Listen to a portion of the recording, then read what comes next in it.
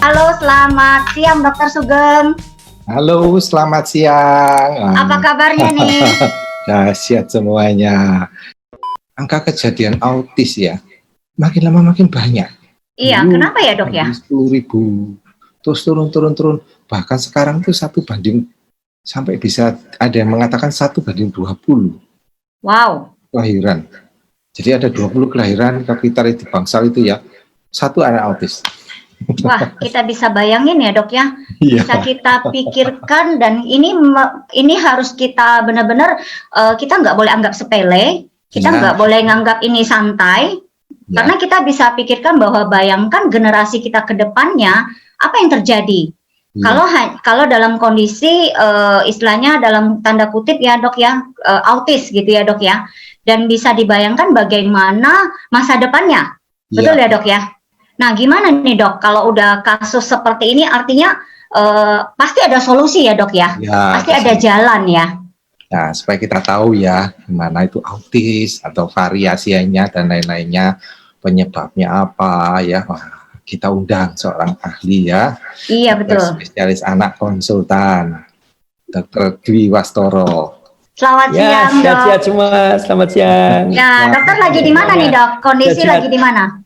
Ya, ini di rumah. Ya. Nah, gimana nih dok, yang tadi Dokter Sugeng sempat sharing bahwa hari ini kondisi anak autis ya, anak berkebutuhan ini terjadi peningkatan yang sangat signifikan gitu dok. Nah, boleh nggak kita dengar dari Dokter Dwi, apa sih yang menyebabkan ini terjadi? Kenapa sih semakin ada peningkatan demi peningkatan gitu? Dan bagaimana sih mungkin Dokter Dwi sendiri ada solusi seperti apa buat para ibu-ibu yang mungkin hari ini juga mendengar gitu ya, bahwa dan dia juga memiliki seorang anak yang spesial seperti ADHD atau yang lainnya gitu dok. Silakan dok. Oke, terima kasih. Jadi saya mau share sedikit pengetahuan mengenai autis ya. Jadi saya akan memberi pengantar apakah autisme itu ya. Autisme adalah merupakan gangguan perkembangan ya, yaitu mulai dari awal kehidupan ya, dari sejak lahir yang kompleks ya, biasanya disebabkan karena adanya kerusakan organ ya, sehingga akibatnya akan terjadi gangguan perkembangan dalam bidang komunikasi, kemampuan sosialisasi atau interaksi, kemudian ada perilaku, aktivitas, sensoris, serta akhirnya akan mengganggu belajar anak. Dan biasanya autis bisa diketahui sebelum usia 3 tahun. Ya, bervariasi lah antara 2 sampai 5 tahun ya. Dan kita ketahui bahwa autis itu ada spektrumnya. Jadi sebetulnya itu istilahnya ASD, Autism Spectrum Disorder. Jadi sebetulnya ada variasinya dari yang ringan sampai yang berat. Jadi kalau kita ketahui dari WHO itu tahun 2018 yang terakhir, mungkin tadi Pak Sugeng yang paling akhir lagi ya, kira-kira 1/160 anak itu mengalami autis ya. Jadi mengenai penyebabnya, sebenarnya penyebabnya itu sampai sekarang belum diketahui. Tapi ada beberapa faktor risiko yang bisa menyebabkan terjadinya atau timbulnya autis. Antara lain adalah genetik faktor. Jadi faktor genetik. Di sini faktor genetik itu mungkin bisa ada 2, oleh karena familial, jadi mungkin ada hubungan dengan keluarga ya, yang pernah ada kasus ADHD. Yang kedua, memang karena terjadi perubahan genetik ya, secara spontan gitu. Yang kedua, faktor yang juga bisa berisiko terjadinya autis adalah faktor lingkungan. Ya, di sini lingkungan, apalagi saat seperti ini ya, lingkungan sangat bervariasi ya. Jadi kita ketahui mungkin adanya ibu-ibu yang melahirkan dengan usia yang lanjut ya, ini juga meningkatkan terjadinya risiko. Kemudian juga mungkin ibu-ibu yang pada waktu hamil menderita infeksi ya, tandanya seperti ada panas dan sebagainya. Kalau kita kenal mungkin salah satunya juga infeksi TORCH ya, itu juga toksoplasmosis, komplikasi pada waktu melahirkan ya. Jadi ada tampilkan itu mungkin itu komplikasi akibat dari proses kelahirannya ya. Kemudian ada faktor-faktor mungkin keracunan timbal berat ya, jadi merkuri ya, itu juga salah satu risiko. Jadi faktor-faktor ini bisa meningkatkan terjadinya risiko ASD, tapi bukan merupakan penyebab dari ASD. Nah, jadi juga yang faktor lain adalah ibu ya, ibu waktu hamil maupun ibu waktu melahirkan, ya mungkin ini ada gambar seperti kelihatan bayi ya, mungkin pada waktu bayinya itu waktu lahir dia mengalami suatu trauma, ya trauma, misalnya dia ibunya waktu sejak dalam kandungan itu anaknya ibunya menderita seperti preeklamsi atau intoksikasi kehamilan, itu sejak dalam kandungan ibu anak itu sudah mengalami suatu hipoksi atau kekurangan oksigen dalam kandungannya. Begitu keluar mungkin bisa ada beberapa faktor yang berhubungan dengan terjadinya atau meningkatkan terjadinya itu ASD atau autis, adalah diantaranya mungkin lahir rendah, ya berat badan lahir rendah, atau kurang kehamilan, kurang umur kehamilan. Jadi yang normal tuh kehamilan antara 38 sampai 40, itu mungkin kurang dari itu ya. Yang kemudian yang ketiga mungkin faktor-faktor misalnya ibu-ibu dari yang anak terjadi hiperbilirubinemia, bayinya kuning, atau bayinya menderita infeksi, ya itu bisa juga, atau kekurangan jadi hal-hal tersebut bisa mempengaruhi otak, ya bisa terjadi hipoksi di otak dan sebagainya, kekurangan oksigen, ya. Faktor yang lain adalah polusi lingkungan. Ini penyebab utama tadi adalah gangguan saraf, ya, terutama pada saraf otak, ya. Sebab yang lain itu adalah faktor-faktor psiko.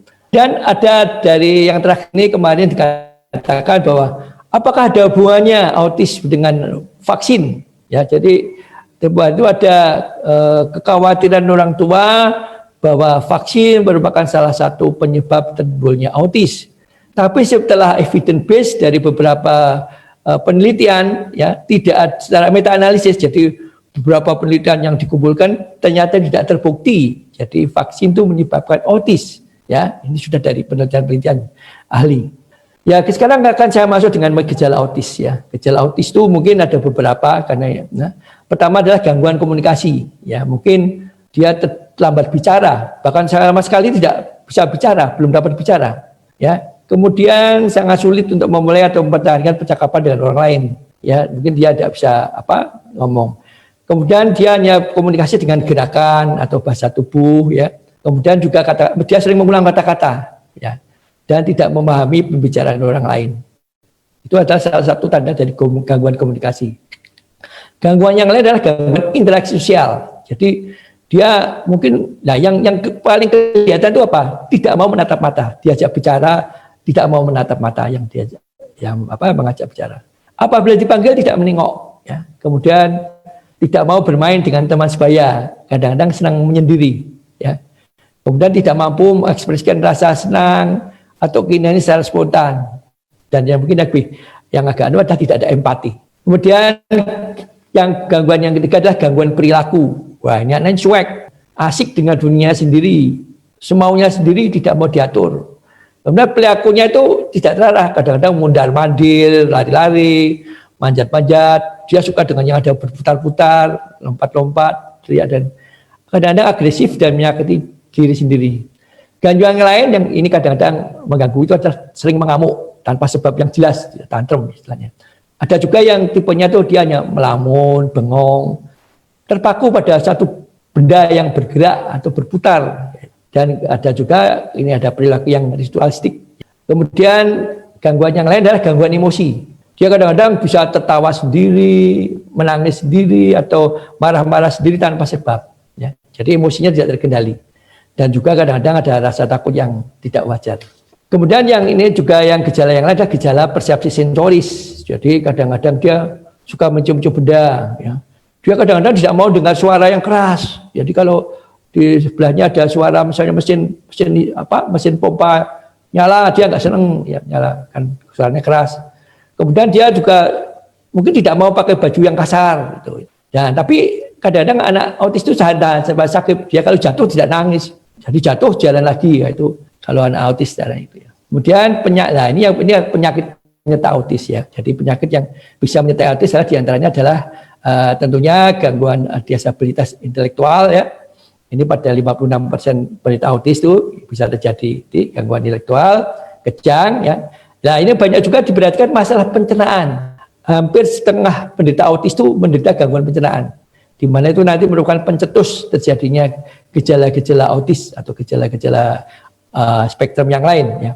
Kemudian gangguan tidur, ya, dan juga dengan fungsi integrasi sensori, jadi itu peka atau tidak peka dalam perasaannya, sensitif ya. Kemudian kadang-kadang suka masukkan barang ke mulut, itu peka, terutama ada yang lebih kecil ya. Dan yang ini yang spektrum yang banyak di masyarakat adalah gangguan hiperaktivitas atau pemusatan perhatian, atau yang terkenal dengan ADHD, Attention Deficit Hyperactive Disorder, atau gangguan pemusatan perhatian dan hiperaktif. Ini yang banyak kasusnya ya. Gejala ADHD adalah pertama adanya gangguan pemusatan perhatian, jadi intensi ya. Dia suka melamun, tidak perhatian, cuek ya. Sehingga kadang-kadang sering kehilangan barang. Kemudian yang kedua hiperaktif. Ya dia tidak bisa diam, dia lari-lari terus. Kadang-kadang tergesa-gesa, bicaranya berlebih, sulit tidur ya. Kemudian impulsif. Dia kadang-kadang bertindak tanpa dipikir, tidak sabaran. Kalau suruh antri tidak mau antri. Dia mudah terangsang. Itu cara ciri-ciri dari anak ADHD ya. Jadi pada ADHD ini gejalanya adalah gangguan pemusatan perhatian dan hiperaktivitas.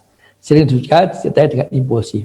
Tapi lah di sini bedanya dengan autisme yang pada umumnya tidak ada gangguan yang sangat berarti dalam komunikasi dan interaksi sosial, dan kalaupun ada itu sedikit sekali ya. Jadi kadang-kadang kalau permulaan penderita ADHD itu ada keterlambatan bicara, tapi lama-lama dia akan tidak bisa dengan terapi perilaku bicara bisa boleh normal. Nah, anak dengan ADHD itu biasanya mempunyai perhatian banyak terhadap orang atau lingkungan. Nah, ini yang bedakan dengan autisme pada umumnya tatap matanya bagus. Ya, jadi dia kalau dia akan menatap mata yang mengajak bicara dan sebagainya. Bisa diajak berdialog. Ya, walaupun biasanya tidak terlambat ya, dan bisa berkomunikasi dan bersosialisasi ya.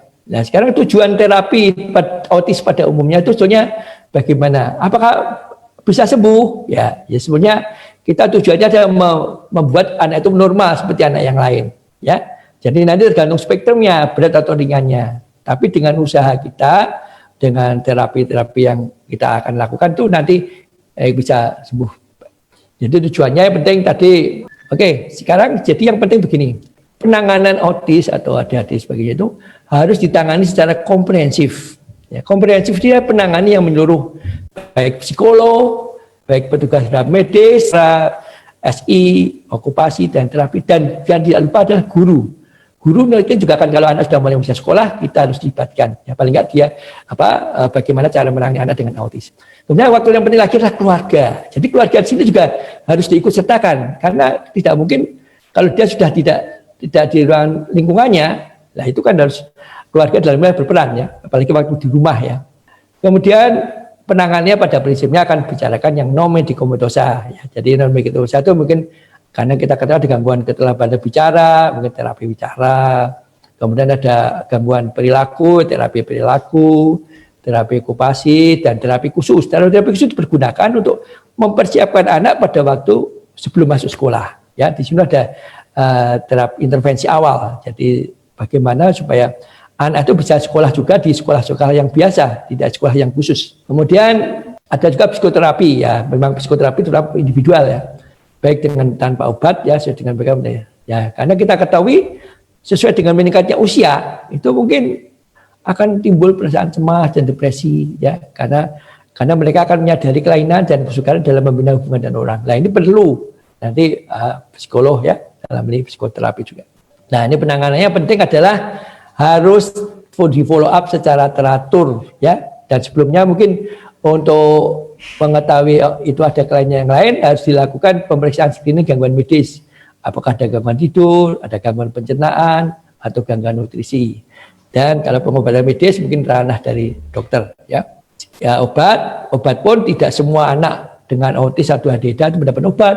Tergantung. Jadi hanya misalnya anak-anak dengan gangguan perilaku yang berat, gangguan pemusatan perhatian dan hiperaktivitas, kesulitan tidur, kejang, nah itu baru diberi obat. Nah, jadi yang penting adalah harus kita memantau kemajuan dan efek samping penggunaan obat ya. Dan biasanya obat itu tidak digunakan terus, tapi dihentikan sudah gejalanya itu membaik. Nah, yang penting dalam hal penanganan ini autis dan mungkin ADHD juga adalah penanganan mengenai diet. Ya ini kita ketahui harus prinsipnya adalah yang penting jadi gluten free ya, casein free ya. Jadi penyandang ASD itu yang memiliki kondisi gangguan pencernaan merasakan manfaat dari nutrisi diet dengan kandungan gluten. Jadi sesudah dia diet kasein, gluten itu ternyata penderita PNS ada perbaikan ya. Jadi dan perilaku dari anak ya. Ini adalah beberapa terapi diet pada autisme, mana yang harus dihindari dan mana yang bisa dikonsumsi. Yang harus dihindari adalah bahan makanan yang mengandung gluten. Misalnya terdapat dalam gandum, terigu, ya, kecap, roti kue itu, ya, jadi yang terbuat dari terigu ya, itu mie, spaghetti, snack jajanan, ya. Kemudian bahan makanan mengandung kasein, misalnya dari susu sapi, susu kambing. Kemudian makanan mengandung penyedap rasa, misalnya MSG, ya, itu kalau MSG itu kan sudah terkenal ya, bisa menyebabkan anak aktif dan sebagainya. Ya. Yang dihindari adalah jenis-jenis pemanis dan pewarna buatan, ya. Kemudian makanan yang diawetkan, misalnya sosis, makanan kaleng, ya, bakso dan sebagainya. Yang lain adalah fast food, soft drink, ya, hati-hati. Kalau buah-buahan itu sifatnya individual, ya, mungkin ada beberapa anak tertentu yang tidak tahan terhadap pisang, apel, anggur, jeruk dan tomat. Jadi perlu dites lebih dahulu. Tidak semuanya alergi terhadap itu. Ya. Kemudian semua makanan laut, ya ini teorinya mungkin karena banyak kan ikan keracunan timbal. Nah sekarang apa makanan yang bisa dikonsumsi? Ya itu misalnya karbohidrat, ya. Jadi kalau di sini gini kayak beras merah, ya itu nanti termasuk bisa dikonsumsi jenis sayuran, ya, brokoli, kembang kol dan sebagainya. Kemudian kacang-kacangan, biji-bijian juga bisa, ya, kacang panjang, kacang itu bisa. Kemudian juga protein hewani, misalnya daging sapi, daging ayam kampung, telur bebek, ayam. Nah ini buah-buahan, ya, buah-buahan yang katakan tadi tidak semuanya anak yang ada beberapa anak yang alergi, tapi kebanyakan bisa tidak alergi, ya. Ya, jadi sebagai penutup, jadi kita ketahui bahwa autis merupakan gangguan dalam interaksi sosial, komunikasi dan perilaku. Sedangkan ADHD adalah merupakan salah satu spektrum dari gangguan autis, ya, dengan hiperaktivitas, gangguan penguasaan perhatian dan impulsif. Sehingga yang penting adalah perlu deteksi dini dan tata laksana terpadu penderita autis maupun ADHD. Ya, demikian sedikit sharing saya mengenai autisme pada anak. Terima kasih Dr. Dwi. Wah, cukup jelas ya. Kita juga kita tahu autis itu spektrumnya banyak. Penyebabnya itu mulai dari kehamilan, ya. Iya, mulai dari kehamilan ya, ceritakan itu ya. Jadi sejak ada buku yang saya menyebutkan sejak usia 20 hari ada gangguan kehamilan, nah itu sudah terasa itu. Salah satu buku yang bahas seperti itu. Nah, kita mengundang ya, ini seorang ibu ya, ini dahsyat sekali ibu ini ya, perjuangannya dia, di mana dia membuat anaknya yang mempunyai tantangan itu, terus bisa meraih prestasi yang bagus sekali ya. Bahkan bisa pidato bahasa Inggris. Ya, luar biasa perkembangannya ya dok ya. Ya, kita undang yuk Ibu Inka. Nah, kita nih mau tanya-tanya nih sama Ibu Inka ya dok ya. Ya. Halo Ibu Inka, apa kabar? Baik, gimana baik? Ya, oke.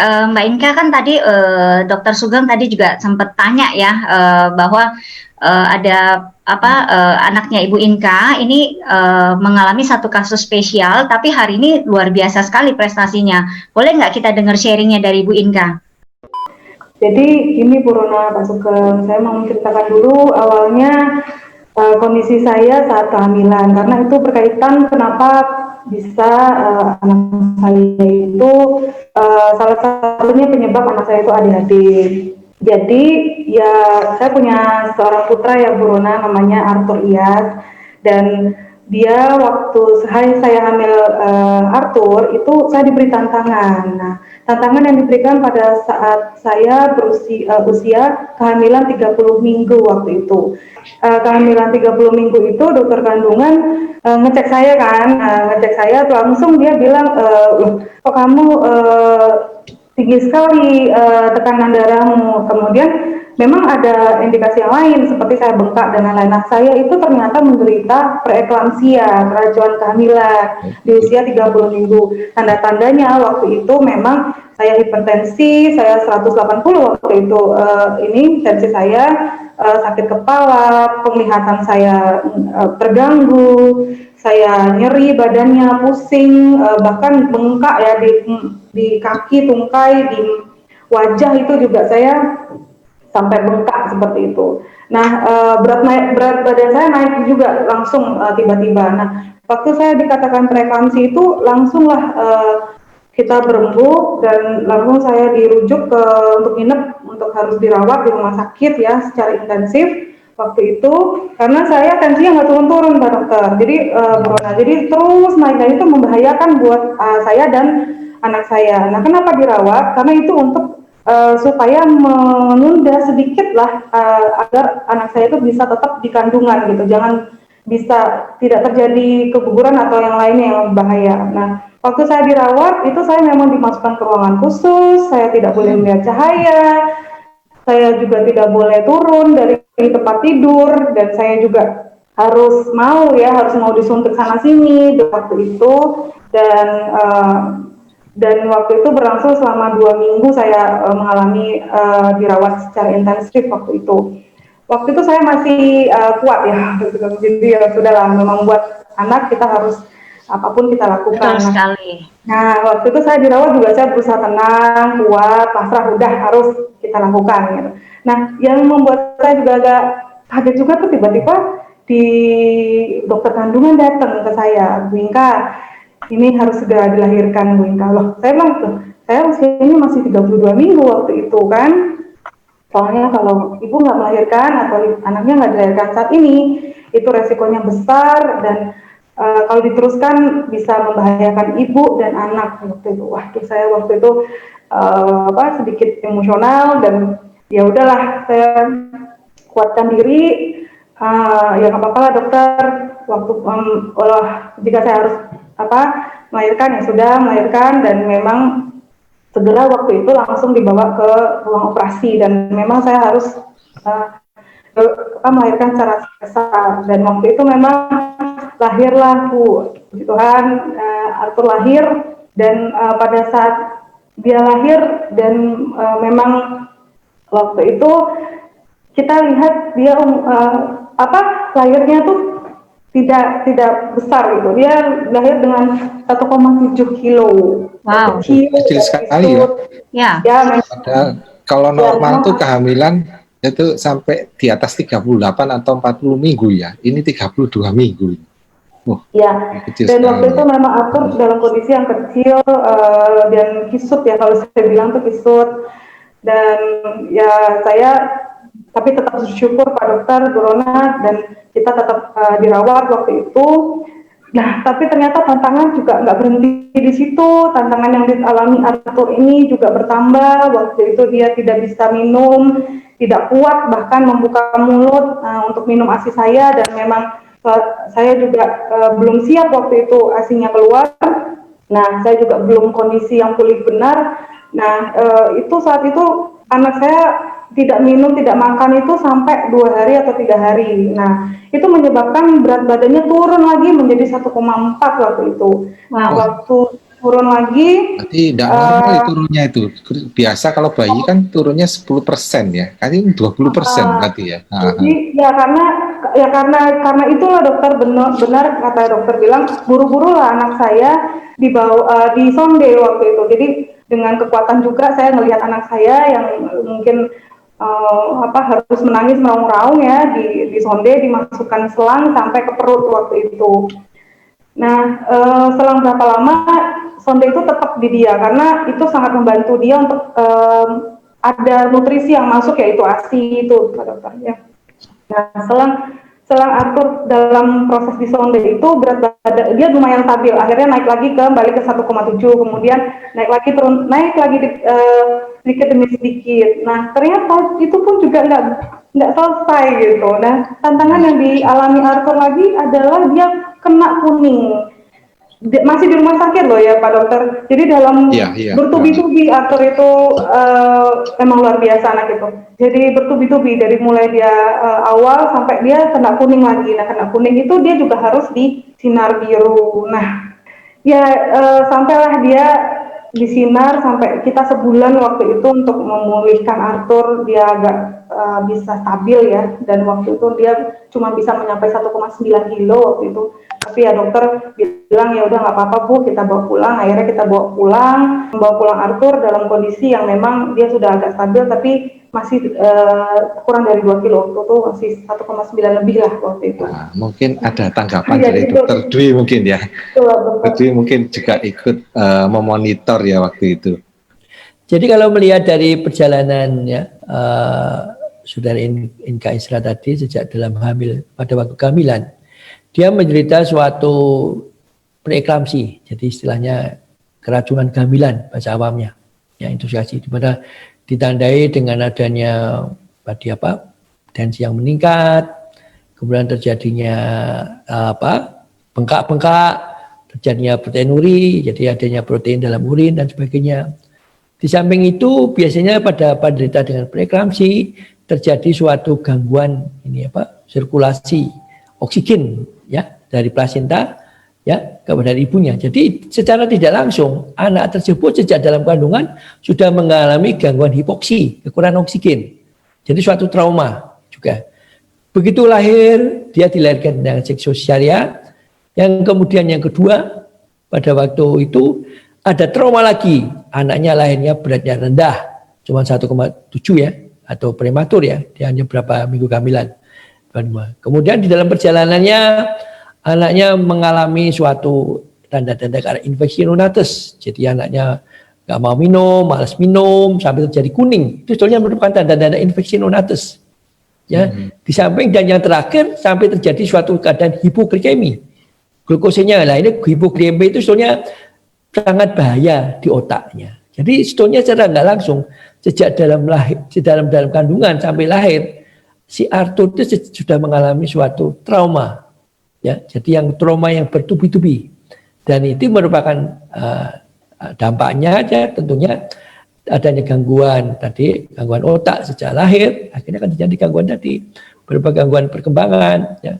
Mungkin kalau manifestasinya nanti mungkin akan diterangkan sama Isra, mungkin gejala-gejala yang terjadi berikutnya apa? Ya itu mungkin bisa dilanjutkan. Mungkin ya, mungkin bisa ya. Dulu. Ya, makasih Dok ya. Mungkin ya perjuangannya ya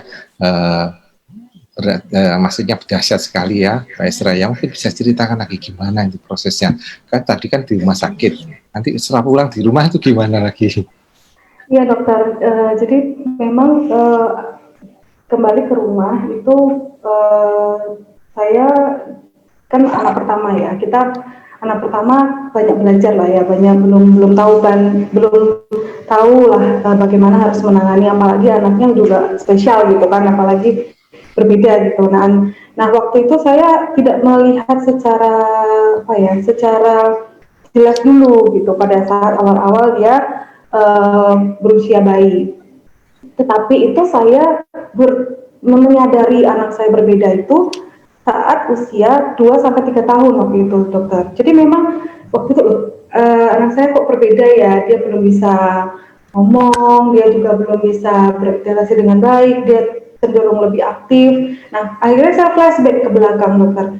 Ya betul, ternyata waktu saya flashback, anak saya itu memang sering muntah waktu itu, kemudian dia juga aktif sekali, loncat-loncat, tidak mau diam, suka lari, dan dia tidak merangkak ya dokter, dan dia kalau jalan itu jinjit gitu. Dia juga sering ngulet, dan dia tuh kalau jalan itu suka nabrak ke kulkas, nabrak ke lemari, nabrak ke pokoknya apa aja dia tahu gitu, kadang-kadang menjatuhkan TV gitu. Nah dia juga tidak mau kalau dipanggil tuh dia cuek gitu, nggak mau ngelihat, atau dia masih dengan dunianya dia dan tidak mau mengikuti mata saya waktu itu. Jadi ketika saya bicara dia nggak mengikuti mata kita gitu. Dia juga belum bisa bicara, dia sering jerit-jerit, dia teriak-teriak, dan terus terang ini membuat saya panik kan dokter. Jadi waktu sampai saya umur 3 tahun itu yang dia sampai belum bisa bicara, belum bisa jalan dengan baik ya. Saya memeriksakan Arthur ke dokter anak dan khusus tumbuh kembang. Lalu di sini saya dijelaskan akhirnya, oh iya ibu, anak ibu saat ini memang yang kami temukan adalah dia menderita ADHD dan memang harus melakukan serangkaian terapi dan diet waktu itu. Nah, yang mau saya jelaskan dulu sebagai orang tua ya, Sugeng sama Bu Rona, kita dalam kondisi menerima informasi seperti itu, sebagai seorang ibu tuh kita harus berdamai dulu, berdamai dengan kondisi yang memang anak kita berkebutuhan khusus dan spesial. Kita nggak bisa menolak apa yang, atau kita tidak bisa dinilai apa yang sudah kita terima atau kita diberi tantangan ini. Jadi waktu itu saya harus berdamai dulu dengan diri sendiri, saya harus menerima dan harus fokus agar anak saya itu bisa kita terapi dengan baik, dengan perkembangannya saya genjot gitu. Nah, setelah saya berdamai, setelah saya menenangkan diri, waktu itu langsunglah saya ikutin kata-kata dokter yang kita datangi, dan saya ikutkan terapi. Itu terapi juga banyak ya Pak Dokter, saya ikutin terapi perilaku, saya ikutin terapi bicara waktu itu, saya juga ikutin okupasi ya, agar anak saya itu inilah, saya berusaha agar dia apa ya, survive lah, itulah gitulah ya, maksud saya itu saya pengen dia baik lah gitu. Nah waktu itu ya itu sih dokter, saya ya waktu itu saya, karena saya baru fokus itu tuh di usia 3 lebih ya dokter, karena kan misalnya pas saat saya menerima informasi seperti itu kan saya nggak langsung gini ya, nggak langsung nerima gitu kan, enggak ya dokter, pasti masa sih anak saya demikian gitu kan. Saya harus ya tadi saya bilang harus harus bisa berdamai dengan hati saya, dengan keluarga juga harus saya jelaskan gitu kan, saya harus begini gitu, dan itu kan butuh proses. Nah memang setelah 3 tahun itu dokter, saya baru gencar itu sama Arthur untuk membuat ya terapinya dan lain-lainnya itu dokter. Nah di situ juga ya, pada saat awal terapi itu pun itu juga tantangan juga buat seorang ibu ya, karena anak ini kan nggak bisa diam ya dokter, dia itu semaunya sendiri, nggak bisa diam, dan dia saat terapi kan harus menuruti terapisnya kan. Nah itu tuh dia melawannya itu sampai sangat-sangat, dan ya nangis gitu, dan kita sebagai ibu tuh harus berani tega gitu ngelihat dia nangis, meraung-raung, dan berbagai tingkahnya dia gitu. Nah di situ juga tantangan buat seorang ibu ya, harus berani, harus ya istilahnya tega dikit lah untuk melihat anak kita tuh maju gitu. Menata hatinya luar biasa waktu itu. Jadi saya tuh kan juga, wah anak saya kok beginiin, atau anak saya kok dipaksa untuk begini, tapi ternyata itu memang untuk kebaikan dia lah. Kita sebagai ibu tuh harus ya mau nggak mau tega lah, mau nggak mau tega ya buat anak kita kan ya gitu. Dan puji Tuhan ya setelah dia, nah ini juga yang saya mau jelaskan ya, memang dia kan terapi nih dokter. Nah diet ini kan perlu tuh tadi, diet yang dia juga memang banyak tuh, nggak boleh macam-macamnya, nggak boleh ikan laut dan lainnya itu. Nah saya tuh kendalanya saat saya terapi ini dokter, itu tuh tubuhnya dia itu juga lemah gitu, dia sering sakit, dia juga sering demam, sering kena virus waktu itu, dia asma juga ya kan. Jadi pada saat momen terapi ini dia sakit nih. Nah dia sakit kan perlu waktu rehat nih, perlu waktu istirahat, minum obat, bocorlah makanannya dia kan, ininya dia juga nggak baik lagi lah kondisinya dia, dengan obat dan lain-lain, antibiotiknya ya kan, dengan obat-obat yang dia minum untuk agar dia sembuh. Nah pada saat dia kembali terapi setelah sakit itu tuh nggak baik gitu dokter. Terapisnya tuh sampai ngomong, saya ibu ini anak ibu kok kembali turun lagi ya bu, kembali ke nol lagi nih kita terapinya gitu lah. Nah itulah tantangan terbesar saya waktu atau terapi dokter. Jadi berkali-kali Arthur itu saya terapi, jatuh lagi pada saat dia sakit, ya saya terapi lagi, mulai lagi dari start awal, di pushnya luar biasa lagi untuk mencapai titik yang sebelumnya ya. Jadi misalnya dia sudah bisa 2 kata, kemudian dia pada saat terapi sakit balik dia blank lagi, nggak bisa merangkai kata, kemudian kita udah berhasil bisa mencapai 3 kata, merangkai kata dan lain-lain, ternyata blank lagi pada saat sakit. Itu yang saya tuh tantangannya luar biasa di situ gitu dokter. Dan kita juga waktu diet kan, waktu kita misalnya menata makanan anak-anak itu kan nggak selalu berhasil juga ya. Jadi Iya. pada saat berhasil ya bagus gitu perkembangannya. Tapi saat dia nggak berhasil atau dia contohnya sakit tadi, ya ya udah saya juga terima lagi kalau dia bertingkah dan kembali tidak pulih yang seperti yang sudah diterapi itu, dokter. Ya, mungkin gini, ya. Iya, nggak apa-apa sih, terus saja. Ya gini, kan tadi ya Ibu Inka kan tadi sempat sharing ya bahwa anaknya juga dilakukan diet, dilakukan terapi dan lain sebagainya ya Ibu Inka ya. Nah saya mungkin mau tanya nih dengan Dokter Dwi nih, kalau seandai kata di kondisi anak yang berkebutuhan ini nih, kan tadi Dokter Dwi juga menjelaskan tentang ada pola-pola diet yang harus dilakukan, ya kan? Nah kebanyakan kan orang tua ini kan kadang-kadang dia apa ya nggak tega gitu loh. Kadang ada misalnya dia punya 2 anak gitu dok, yang satu dikasih makan, yang satu karena harus berkebutuhan khusus ini harus di diet lah pola makannya. Nah tapi ternyata yang terjadi adalah nggak dilakukan gitu dok. Karena nggak tega, karena aduh kasihan loh dia nggak makan gini, karena harusnya kan tadi dokter jelaskan itu banyak yang hal-hal yang harus didiet. Nah itu gimana ya dok? Pada saat orang tua itu nggak istilahnya nggak melakukan pola diet itu, apa dampaknya ke anak-anak ini gitu dok? Ya, saya katakan bisa jelaskan ya, Dokter Dwi soalnya juga mau monitor si Arthur juga. Jadi begini, memang disinilah jadi peran orang tua dalam ini harus betul-betul juga mengeterapkan apa yang diadviskan atau oleh dokter maupun terapis yang lain. Karena jangan sampai hal-hal yang harusnya dilanggar, nggak boleh dilanggar. Karena seperti mungkin kasusnya Arthur tadi, habis itu dia sakit-sakitan pada waktu, karena memang waktu itu umurnya kalau nggak salah masih di bawah 5 tahun ya, sakit-sakitan, mudah kena asma dan sebagainya. Nah, kemudian jadi kalau kita lihat, ini mungkin kadang-kadang pengaturan dietnya itu belum disiplin. Artinya masih ada yang kadang-kadang dilanggar.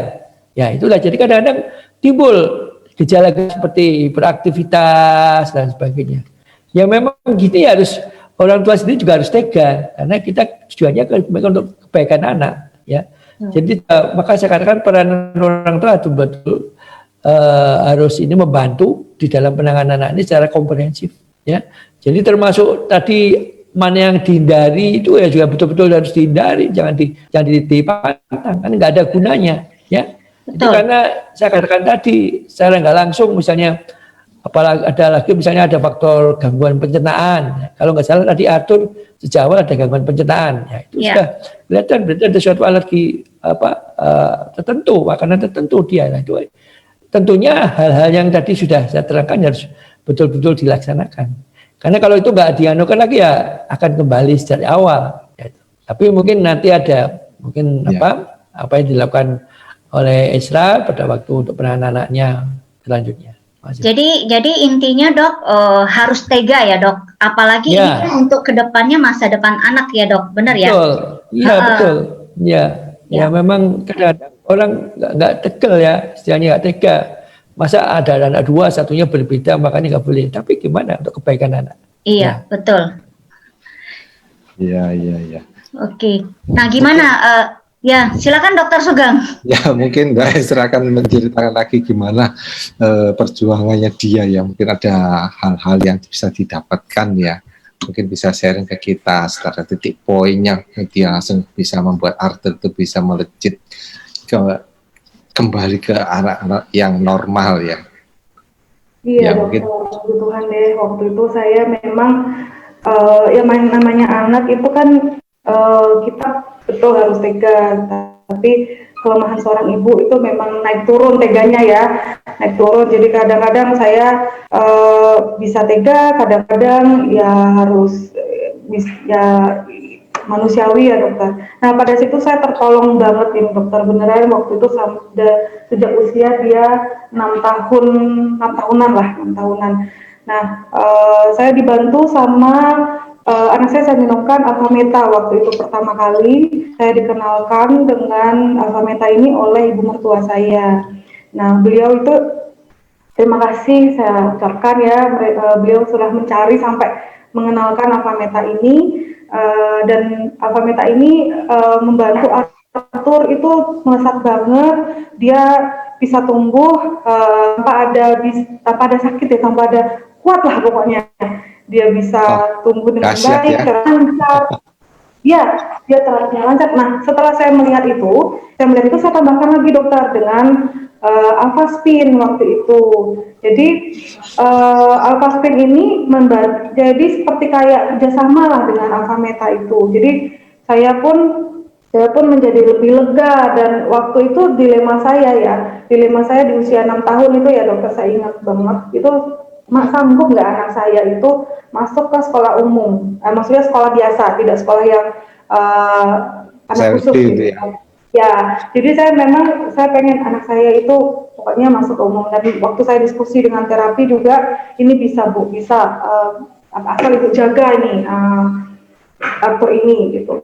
Nah, udah saya fokus nih, waktu itu saya fokus dengan alpha meta, saya kasih center juga ke Arthur, pakai kuantum juga. Waktu itu saya percaya diri, saya optimis, dan puji Tuhan juga waktu itu Arthur majunya melesat, tidak sakit-sakitan, progresnya oke. Nah, dia juga malah bisa masuk ke sekolah yang memang kita suka waktu itu untuk dia masuk. Dan lebih hebatnya lagi, dia masuk itu dengan jalur prestasi dokter. Saya sampai wah, dahsyat luar biasa ya, saya bilang wow, ini memang. Dan itu tuh di masa dimana saya genting-gentingnya kan, saya tuh gentingnya di usia 6 tahun sampai ke 7 tahun, yang dimana saya bingung waktu itu mau bagaimana nih atur ke depan. Kan itu masuk sekolah kan harus ya, nggak mungkin anak kita nggak kita arahkan ke sekolah, walaupun sekarang sudah banyak ada sekolah di rumah ya, tapi saya tetap mau anak saya bergaul, menikmati pergaulan dengan teman-temannya, diterima oleh masyarakat, sama alpha meta, sama alpha spin, pokoknya terima kasih lah pokoknya sama proses saya. Tadi kan dengar nih dok, Ibu Indra kan sempat sharing tentang alpha meta dan alpha spin. Ya. Nah, boleh nggak ya dok dijelasin tentang alpha meta dan alpha spin itu dok? Boleh. Ini saya searching di internet ya, saya cari-cari kandungannya alpha meta itu apa ya. Mungkin slide saya bisa ditampilkan ya. Kita akan melihat ya kondisi otak ya. Kondisi otak itu yang ini ya, pada clinical study ya. Kondisi yang normal yang pada nomor 1 ya, itu ini sel saraf ya, ada hubungan koneksitas dengan sel saraf yang lainnya, jadi saling berhubungan antara neuron saraf-sarafnya itu. Nah, karena faktor glutamat ya, glutamat itu MSG ya, kita lihat itu, ya kan, yang kita lihat panah-panah merah itu sudah mulai jarang-jarang kelihatan, lebih jarang kan koneksitasnya itu, koneksitas dari saraf-saraf otaknya itu. Nah, setelah ada itu ya, singkatan PSP ya, polisakarida peptida yang meneliti ini ya, jadi diberikan istilahnya sampai ya, ini dosisnya kecil sekali yang ada di masyarakat ini. Hasilnya tidak sebagus yang kontrol, lihat itu. Nah, setelah dosisnya dinaikkan nih, ini polisakarida peptidanya jadi hampir mendekati 10 mg ya. Nah, itu koneksitas dari saraf-sarafnya itu terjalin lagi. Ini terjadi ya. Nah, seperti ini. Itu bayangkan ya. Ini salah satu ya efek dari polisakarida peptida ya. Kemudian ada lagi, saya cari di internet juga, ketemu ini ada slide berikutnya ini. Nah, di sini ya, ini polisakarida peptida ya, yang 3 garis besar itu dulu ya, jangan baca yang lain tambah bingung nanti ya. Polisakarida peptida meningkatkan, ya, jadi dia merupakan imunomodulator ya, imunomodulator ya. Nah, slide berikutnya, ya, juga ada penelitian juga. Diambil dari tempat lain ya, tapi zat khasiat yang diteliti itu polisakarida ya, juga imunomodulator juga ya. Nah saya cari ini polisakarida banyak di mana ya, yang kandungannya sampai besar seperti yang tadi ya, jadi pengaruh MSG-nya 10 gram ya Pak ya. Kita lihat di sini ya.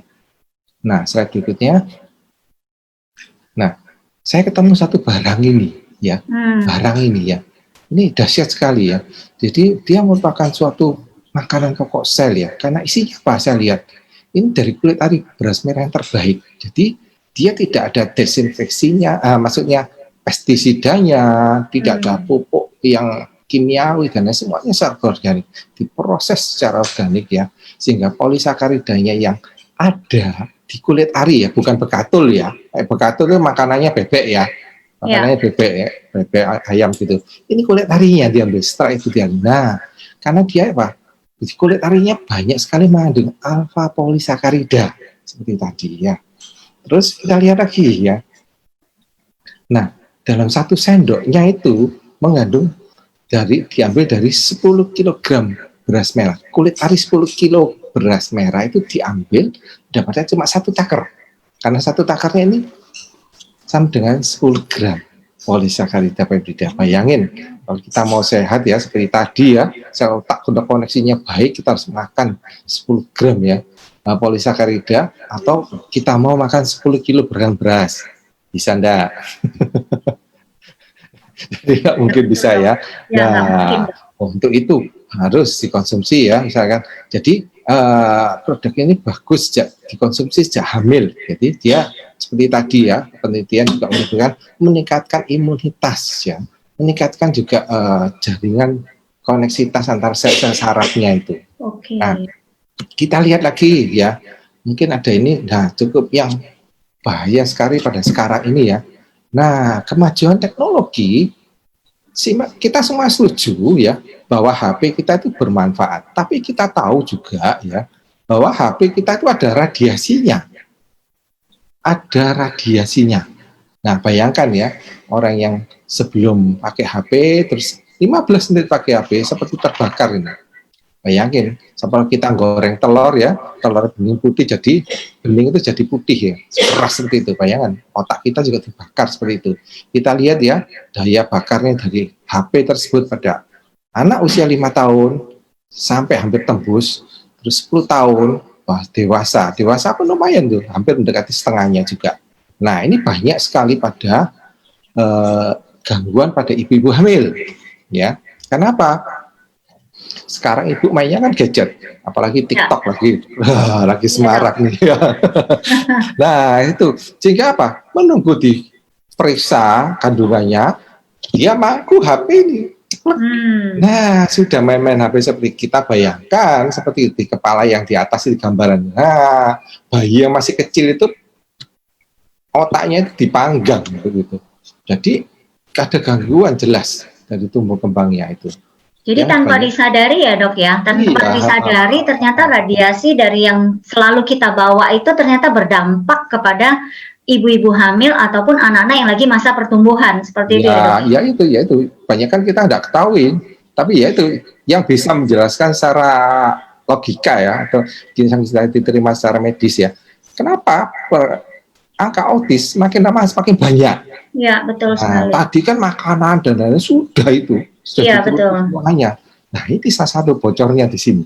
Nah kita lihat ya, ada peneliti juga ya, Dr. Magda ya, dia meneliti efek dari radiasi HP itu terhadap sel yang bisa kita ambil ya.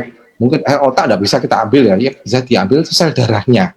Kita lihat apa yang terjadi pada sel darah merah kita kalau kita itu istilahnya terpapar dengan radiasi HP, komputer, wifi, dan alat-alat listrik, contohnya microwave ya, AC juga begitu. Ya, kita lihat ya, ini sudah lama dia melakukan penelitian ini. Live blood analysis and electrosmog. Tahun 2009. We can learn much by looking at our blood under a microscope. Nah, dilihat ya, This short video shows macrophage, which is like a vacuum cleaner, engulfing bacteria among red blood cells. I decided to find out what my blood looked like. I pricked my finger. Dia tes saudaranya sendiri dia itu. Dia tes sendiri lu ya. Dia lihat di mikroskop. Nah, ini sel darah merahnya bagus sekali ya, bulat-bulat ya. Sel darah merah kita kalau bulat-bulat terlepas bisa mengangkut oksigen banyak sekali. This testing was done in an electromagnetic environment, and I did not eat or drink before or during testing. I then worked on a computer for 70 minutes. Dia bekerja di komputer 70 menit. This time the cells darah merahnya. Wah, iya. Nah, shit dok. Lengket semua seperti itu. Sehingga permukaan sel darah merah yang luas gunanya untuk angkut oksigen itu nggak bisa. Wow. Ini HP 10 menit lebih bahaya lagi nih. 10 menit. Nah, tambah jelek ini seperti ini lihat. Ini bukan sel darah merah ini, gede gumpalan ini. Bayangkan, bisa ngangkut nggak nutrisi ke otak? Nggak bisa. Nggak mungkin. Sehingga dia pelajari seperti ini ya. Kita lihat lagi. Or a mobile phone. This type of pumping interferes with the release of oxygen and the sel darah merah seperti ini. Fungsinya permukaan luas untuk mengangkut oksigen dan lain-lain. Bayangkan ini sel darah kecil seperti ini, pembuluh darah kecil harus bisa dilalui satu sel ya. Seperti cacing gerombol, bisa lewat nggak? Nggak bisa. Nggak mungkin bisa. Wah. Consequences of low formation. Konsekuensinya apa dari itu? Poor circulation resulting in lower oxygen transport to cells and reduced waste removal. Nggak bisa ngangkut oksigen, nggak bisa ngangkut sampah keluar. Sehingga timbul itu kan, macam-macam seperti ini. Numbness, tingling, and cold extremities, and possibly heart and blood pressure problems, including risk of stroke. Nah, risiko stroke, hipertensi dan lain-lain. Konsekuensinya apa ini? Blood analysis may be a good diagnostic for electro-hypersensitivity. Wah, jadi berbahaya sekali, Dok. Iya. Jadi gimana, Dok, kalau yang hari ini kan kita... Nah, kita lihat lagi ya, terusannya. Nah, itu kita harus jelaskan seperti ini. Kenapa tadi Mbak Esra tadi memakai alfaspin?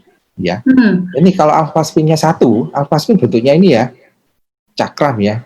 Iya. Cakram yang teknologi Jerman ini ya, bagus sekali. Nah, kalau 1 begini, dia memberikan efek ya, frekuensi gelombang frekuensi seperti ini, dia melindungi. Ini radiusnya bisa sampai 2 meter. Ya, 2 meter ya. Nah, kalau dia 2 kita lihat ya. Nah, kalau kita 2, dia saling berkomunikasi ya. Membentuk heksagonal ya, tapi berdua ya. Nah, ini bisa ditangkapkan seperti ini 10 kali lebih kuat daripada yang pertama, cuma single. Nah, yang dahsyatnya lagi, yang maksimal sekali kalau dia ada berempat. Kenapa? Efek berempat ini seperti tadi Mbak Esra yang lakukan ya, itu dia dapatkan kuantum energinya, kuantum field-nya yang didapatkan. Kalau 1, 2 enggak bisa. Kuantum field-nya itu enggak bisa, enggak dapat. Nah, makanya Mbak Esra ambil yang maksimal dia. Karena untuk perkembangannya aktor ya, dia harus 4. Melindungi, betul-betul melindungi ya. Nah, kita lihat lagi. Nah, kalau 1 alfaspin seperti ini, melindungi seperti kita ya, radiusnya sampai 2 meter ya, diameter yang dilindungi. Kalau 4, nah ini kuantum, jadi 1 keluarga semuanya bisa terlindungi. Tapi ingat, alat-alat HP, terus komputer dan lainnya ini tetap berfungsi normal ya. Tapi ya si frekuensi yang jelek, electromagnetic field-nya itu yang diperbaiki ya. Terus slide-nya lagi. Nah, kita lihat ya, apa itu alfaspin terhadap air ya. Dia membuat begini, molekul air strukturnya yang jelek seperti ini dengan alfaspin dia buat dirubah seperti bagus seperti heksagonal ya. Heksagonal ini banyak kan kita belikan kadang-kadang dijual minuman air apa heksagonal ya kan. Nah, padahal heksagonal yang dijual-jual itu kalau kena radiasi dari electromagnetic field ya rusak juga gitu. Makanya ini alfaspin bisa merubah seperti ini. Kita lihat lagi apa efeknya terhadap sel darah. Nah, begini ya, yang tadi terbentuk ruluh tadi ya, sel darah merah yang gantet-gantet tadi ya, bahasa kerennya ya, lengket gitu ya. Nah, dengan alfaspin itu, dengan alfaspin juga, nah berubah seperti ini. Jadi ada gunanya. Gitu. Mungkin bisa dimengerti ya, Mbak Esra. Jadi makanya ya Dok ya, makanya maksudnya gini, makanya pemulihan Arthur itu sangat signifikan ya Dok ya. Saat medis tetap dilakukan, terapi dan secara medis, secara terapi, kemudian dikombin dengan media alfa meta alfaspin ini, kita melihat pertumbuhan Arthur itu sangat signifikan. Yang saya dengar katanya si Arthur pengen jadi YouTuber ya, Ibu Inka ya. Saya mau share sedikit Bu Rona. Iya, oke, boleh silakan. Sama alfa meta, saya tuh benar-benar bersyukur banget. Saya anak saya tuh dari yang saya pernah ada kejadian gitu, dia tiba-tiba hiperaktif. tantrum ya, dia tantrum dan dia lari ke jalan Bruna, lari ke jalan dan hampir jadi tabrakan waktu itu untuk Arthur waktu itu. Nah saya tuh gitu dari kejadian itu sampai dia bisa seperti sekarang ini dan dibantu dengan pemulihan dengan support yang dengan badannya kuat dan kuantum tadi, dan sekarang dia bisa mengikuti pelajaran sampai sekarang udah kelas 3 Brona. Itu saya amazing lah, benar-benar saya terbantu lah untuk pemulihan dan pertumbuhan anak saya ini gitu. Dia saya ingat banget dulu sampai saya takut ya dia hilang ya Brona. Saya kalungkan itu ini Brona, sempitan kalau di lapangan bola itu kan sempit ya Brona. Iya, betul. Saking dia nggak bisa diamnya, itu kan saya bawa kemana-mana tuh saya kalungkan sempit itu ke ininya, kalau andai kata dia hilang dia harus hilang, itu gitu. Ya, itu saking saya bingungnya megang dia waktu itu. Nah bayangkan dengan kondisi hiperaktif seperti itu sampai dia sekarang bisa pulih pelan-pelan dan akhirnya puji Tuhan bisa seperti mengikuti sekarang ini gitu Bu Rona. Hebat menang. Ya luar biasa sekali ya. Bahkan juga saya dengar-dengar sih Arthur di sekolahnya juga sangat berprestasi ya Ibu Inka ya. Bisa kita bayangin ya, kebanyakan mungkin kita berpikir bahwa pada saat anak kita mengalami satu challenge, kita pikir itu anak saya sudah hilang deh masa depannya, betul ya? Tapi ternyata sebenarnya pada saat kita mau berjuang, pada saat kita mau mencari cara, sebenarnya kesembuhan itu ada gitu. Yang penting satu, di mana kita memang harus konsisten ya, dan kemudian juga tadi Dokter Dwi katakan juga memang kita harus tega gitu. Tapi teganya kita adalah untuk demi kesembuhan anak kita seperti itu. Nah, boleh nggak nih kita lihat nih gimana nih perkembangan Arthur? Yang saya dengar sih luar biasa sekali. Hari ini juga udah bisa pidato. Kita bisa bayangin ya dari anak yang berkebutuhan khusus tidak bisa bicara, tapi hari ini bisa berpidato dalam bahasa Inggris. Wah, itu luar biasa sekali. Ya, bisa kita lihat nih videonya gimana Arthur dalam pidato bahasa Inggrisnya. YouTuber ya. Foto dulu ya, lihat fotonya perkembangannya. Ini mungkin Mbak Isra bisa ceritain itu. Bayangkan 2010 ya, 1,7 kilo.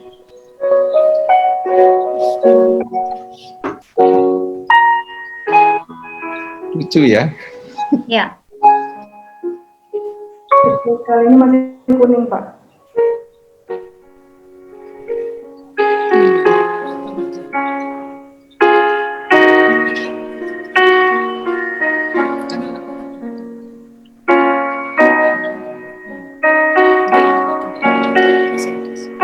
Bisa diem ya. Jalannya jinjit ini ya. Ini dia fokus pada satu yang bersinar.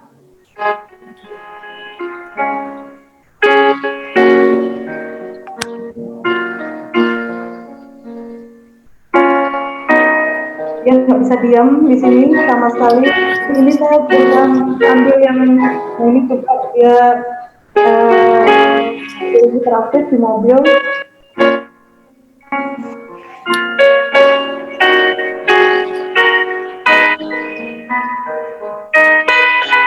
Dia bisa pegang terus ya.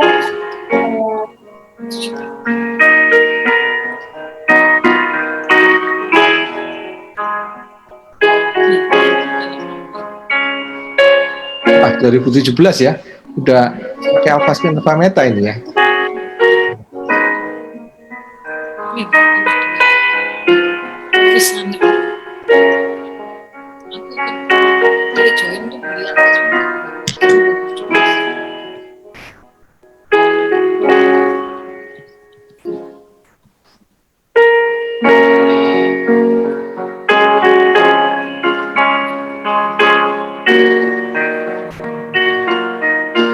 Banyak sekali juara yang didai ya.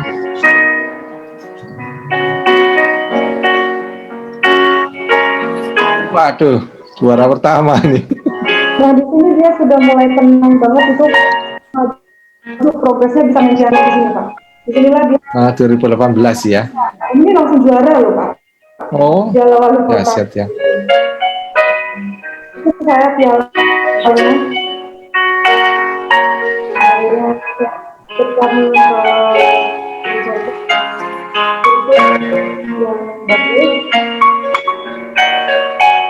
kerja banget, dia tidak bisa diam, dan memang progresnya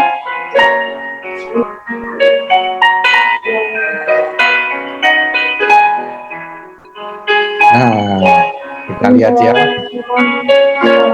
Ini sama produk ini, sama Avastin juga yang membantu sangat untuk Arthur, bahkan ini senternya yang saya pakai untuk dia, dan ini dia pakai piano.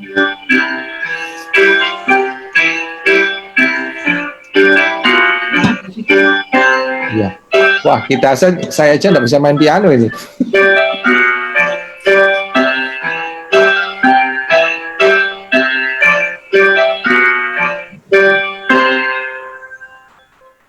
Nah, setelah ini kita lihat ya. Wah, YouTuber dari Arthur ya. Bisa dibayangin ya, Pak Dokter ya, saya sebagai ibu ya, kebetulan saya juga seorang ibu gitu loh. Saya bisa merasakan bagaimana perasaan dari Ibu Inka, di mana anaknya yang tanda kutip, di mana waktu itu didiagnosa anak ADHD. Kemudian Bu Inka tidak pernah berhenti dan terus mencari cara bagaimana anaknya bisa pulih dengan segala cara upaya yang dilakukan oleh Ibu Inka, dan hari ini Ibu Inka sendiri membuahkan sebuah hasil sehingga hari ini juga Arthur sangat berprestasi sekali di sekolahnya. Dan artinya itu luar biasa sekali menurut saya gitu. Perjuangan seorang Ibu Inka ini artinya benar-benar hati seorang ibu nggak main-main ya. Demi masa depan anaknya pasti dia akan berjuang maksimal seperti itu. Nah kita lihat lagi ya bagaimana bagaimana pidatonya dari seorang anak yang istilahnya didiagnosa berkebutuhan khusus.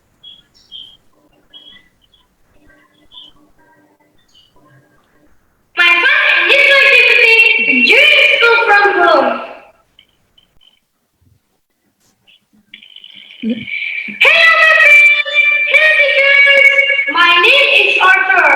I am a student of USAI Guatemala. I am third grade. How are you today? I'm fine too. I hope my friends and my teachers keep healthy. Since Indonesia has COVID-19 pandemic, my school had to suspend learning activities at school. Me and my friends are now learning at home with e-learning method. During school from home, I use my time for fun and useful activity. I learned something new also.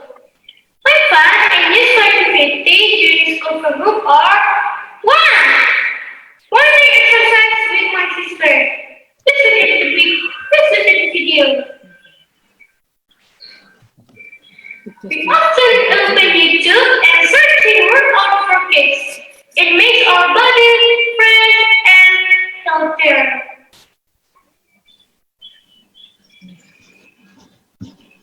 2. I also often play and play with my sister at sports game. Let's look at the video. We jump from one bus to another bus only one step, making us both exercise and play.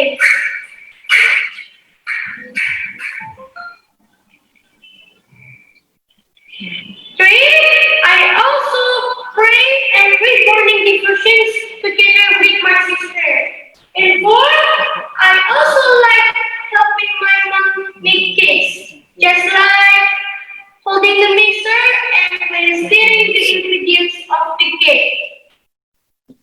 Let's look at the video. 5.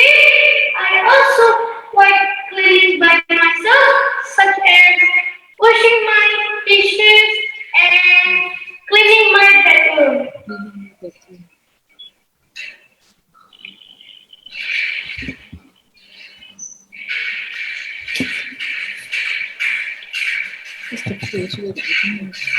Wah, senang sekali punya ini. I also play piano so that I can become more skilled in the play piano.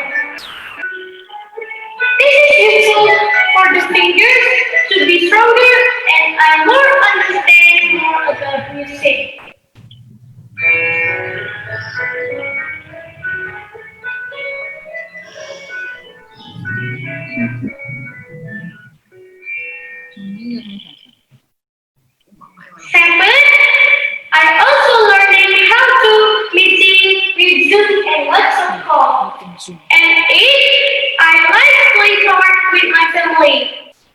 I really like it when my mom and my dad didn't succeed collecting cards they wanted. That means I won. Yes, yes, yes! Wah, dahsyat sekali. But more fun studying at school with my friends. I hope my teachers and my friends keep healthy and we can study at school again together. Wow, luar biasa. Iya, itu kata-katanya dia rangkai itu, dia rangkai. Oh, dia rangkai sendiri. Iya, jadi kan Wah. itu memang tugas sekolah ya, tugas sekolah. Jadi kan namanya tugas sekolah saya hanya membantu background lah. Tapi dia yang mengkreasikan, dia yang gaya itu dari dia gitu. Terus dia yang ya merangkaikan dari ini dia mau cerita play engklek, dia mau cerita main piano gitu. Jadi saya tuh benar-benar amazing banget lah melihat dia sekarang itu. Gimana nih Bu Inka hatinya, perasaannya melihat perkembangan Arthur yang dari didiagnosa berkebutuhan dan hari ini begitu sangat berprestasi sekali. Saya percaya hatinya Ibu Inka sebagai mama pasti terharu sekali ya. Ya terharu lah gitu. Ya, terima kasih.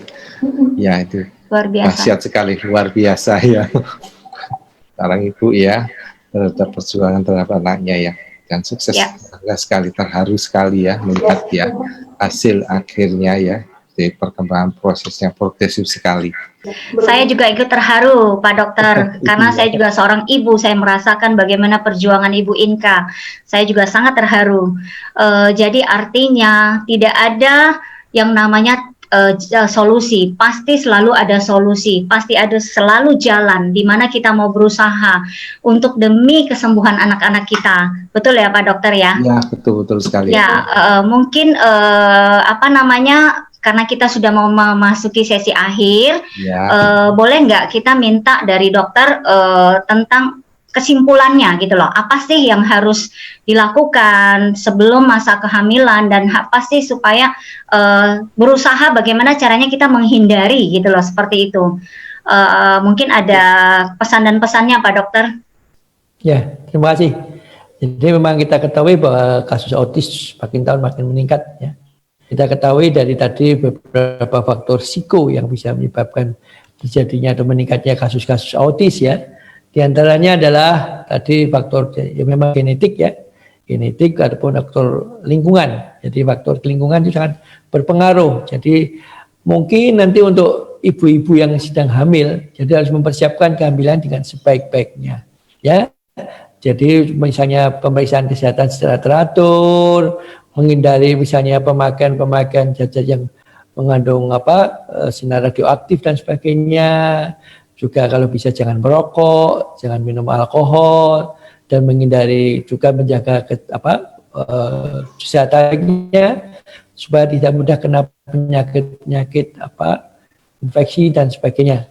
Dan yang penting pada waktu kehamilan diharapkan nanti dengan kehamilan yang pemeriksaan secara teratur dan sebagainya akan bisa melahirkan dalam kondisi yang sesuai dengan term, jadi sesuai dengan umur kehamilan dan menghasilkan bayi yang sehat ya, sehingga tidak terjadi trauma baik waktu dalam kandungan maupun waktu melahirkan. Karena itu di samping nanti juga di dalam faktor keluarga itu sendiri.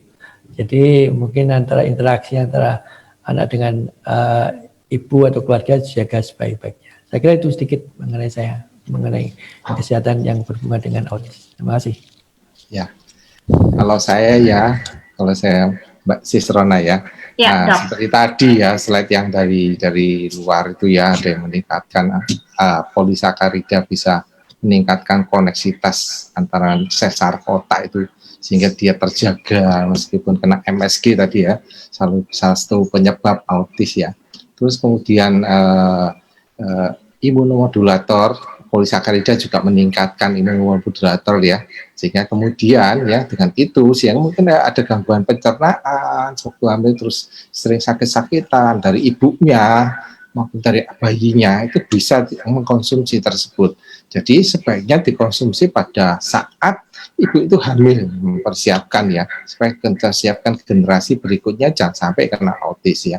Terus kemudian untuk kemajuan teknologi itu ya, nah HP seperti itu, nah harus disiapkan pelindungnya, jangan sampai HP itu ya manfaatnya kita dapat, mudaratnya atau efek samping jeleknya itu kita terima juga seperti itu. Nah, untuk itu ya dari Jerman menyediakan alat device khusus yang bentuknya seperti cakram yang canggih itu, Nalvaspin. Jadi kalau sudah menghadapi seperti itu, gaji genetik dan lain-lain sedang ada risiko seperti itu, sebaiknya sudah jangan gambling deh, sudah gunakan dua itu aja daripada nanti seperti itu perjuangannya itu loh, spot jantungnya dulu yang itu ya.